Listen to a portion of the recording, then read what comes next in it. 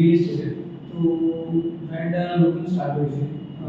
তো ব্র্যান্ডের প্রবলেম হচ্ছে ডিজিটাল মার্কেটিং নাম শুনেছি, কিন্তু ডিজিটাল মার্কেটিং কীভাবে কাজ হয়, কীভাবে গ্রো করে। ডিজিটাল মার্কেটিং যদি ব্র্যান্ড হয়, ডিজিটাল মার্কেটিং এর সবচেয়ে আগে হলো যে তোমার ব্র্যান্ডের ব্যাপারে জানো, ব্র্যান্ডটা কি, নামটা কি, ঠিক আছে?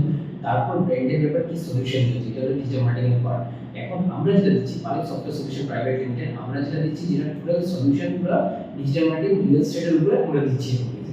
রিয়েল এস্টেট আমরা কিভাবে দিতে পারি?